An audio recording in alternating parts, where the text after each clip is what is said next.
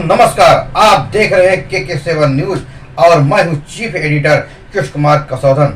इस वक्त की सबसे बड़ी खबर, हरिद्वार में एक विदेशी महिला फर्जी पहचान के साथ रह रही थी और सालों से हिंदू महिला बनकर समाज को गुमराह कर रही थी। जी हां, ये मामला जितना चौंकाने वाला है उतना ही गंभीर है। बांग्लादेश की रहने वाली रूबिया खातून हरिद्वार में रूबी देवी बनकर वर्षों से रहना, उसने खुद को हिंदू महिला के रूप में पेश किया और Aadhaar card, ration card, PAN card से लेकर वोटर आईडी तक सभी भारतीय दस्तावेज फर्जी तरीके से बनवा लिए।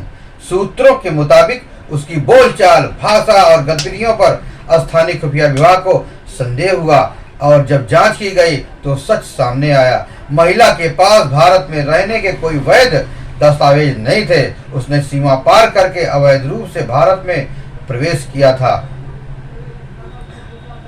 जो कि राष्ट्रीय सुरक्षा पर सवाल भी उठाता है। अब सवाल उठता है कि एक विदेशी नागरिक कैसे सालों तक बेखौफ भारत में रह सकता है?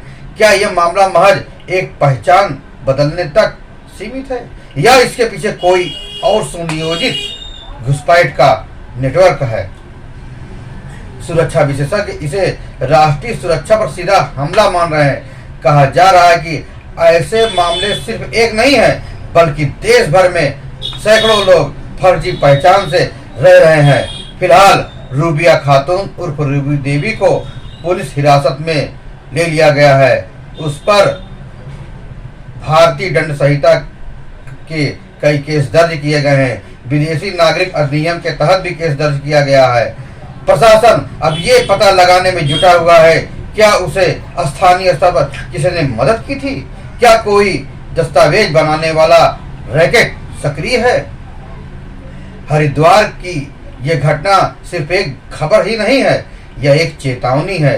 फर्जी पहचान, अवैध घुसपैठ और कमजोर तंत्र, अगर आज भी हम नहीं जागे तो कल इस देश की असल पहचान खतरे में होगी। जब एक विदेशी नागरिक बिना वैध वीजा और पासपोर्ट के वर्षों तक रह सकता है तो यह एक बड़ा अलार्म है। इससे भारत विरोधियों के लिए भी रास्ता खुल सकता है। रूबिया खातून का रूबी देवी बनकर भारत में रहना केवल एक व्यक्ति की फर्जी पहचान का मामला नहीं है, बल्कि यह देश की सुरक्षा, प्रशासनिक सतर्कता और दस्तावेजी प्रणाली की बड़ी विफलता को उजागर करता है। इस घटना के सामने आने के बाद जरूरी है कि स्थानीय स्तर पर नागरिक सत्यापन, दस्तावेज जांच और अवैध घुसपैठ पर सख्त निगरानी रखी जाए। आप बने रहिए हमारे साथ, फिर मिलेंगे नई जानकारी के साथ, नई खबरों के साथ। तब तक के लिए जय हिंद, वंदे मातरम।